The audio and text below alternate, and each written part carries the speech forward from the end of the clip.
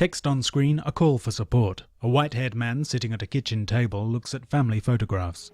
Keith Sutton was thrilled to have a son he could share his love of the outdoors with. We used to do a lot of things together. We'd go camping. He was quite fond of fishing. He was just a perfectly normal child up to the age of about 20. Life changed when Keith's son Peter was diagnosed with schizophrenia. I'm very grief-stricken about it all. And it's a continual grief. It's not like someone who's just died and you grieve for a little while and you get over it. But when they've got a serious mental illness, the grief lasts on and on, forever. Keith and Pat Sutton leave their house. The Disability Discrimination Act doesn't provide for people with psychosocial disability. It's been up to families like the Suttons to advocate for family members who cannot call for their rights themselves.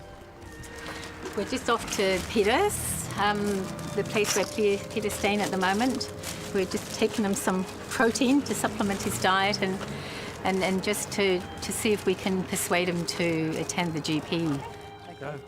Peter's had severe schizophrenia for the past 20 years. His parents, Keith and Patricia, visit every day. As far as I'm concerned, it's the worst thing that can happen for a parent. We think he probably has symptoms where he hears voices and he experiences all of those positive symptoms of schizophrenia, but he doesn't talk about them. In his confused world, Peter sometimes fears those around him. As often happens, Peter's taken off from the group home just as his parents arrive. We're trying to engage with him to get him to visit the GP, but what happens is what's just happened right now. As soon as he sees us turn up, he just walks off. His parents need to take him to the doctor for his diabetes.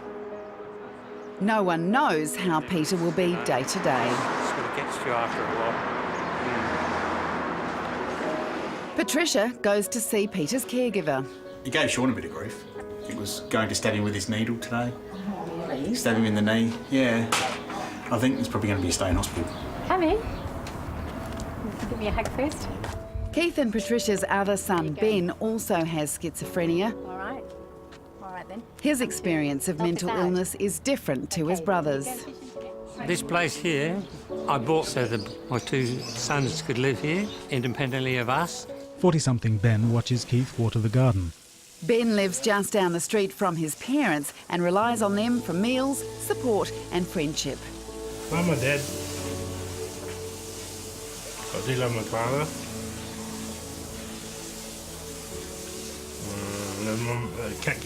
Cut the camera. He certainly has huge problems socialising and having any relationships with anyone. He's got no friends at all, Ben. His only contact is with family. He spends a lot of the time with us during the day, but at night time, when he's alone in his home, he calls us constantly. We've had to switch our phone off quite frequently because he's fearful of people just passing the house. I think the longer that they go, Peter and Ben, without being involved in meaningful activities, the harder it is to engage them in those things. Keith left his job to be more involved in the care of his sons. Okay, what do you reckon? For Benny, fishing's probably one of his favourite pastimes. Gives him a chance to relax, focus on things, and it seems to clear his mind a bit. He'd stay here forever fishing if I didn't take him home. They fish from a long jetty. His relationship with his dad is extremely important to him.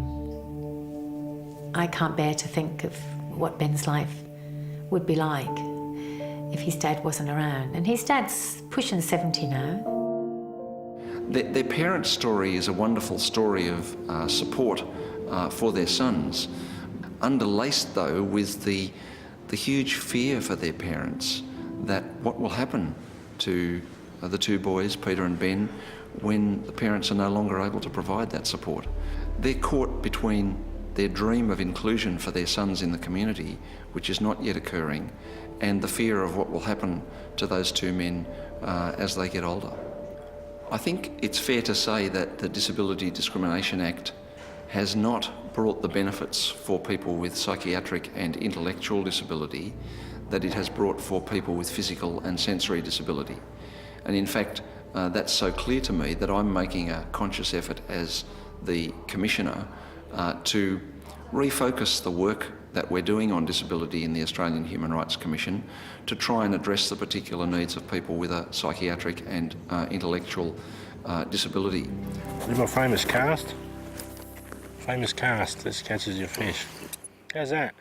Credits produced by Attitude Pictures. Copyright 2013 Australian Human Rights Commission. 20 Years, 20 Stories is a partnership project between the Australian Human Rights Commission and the Sydney Community Foundation. We would like to acknowledge the financial support of the Australian Government Department of Families, Housing, Community Services and Indigenous Affairs, the Snow Foundation. Special thanks to Chris Bailey and Corenza Stoll.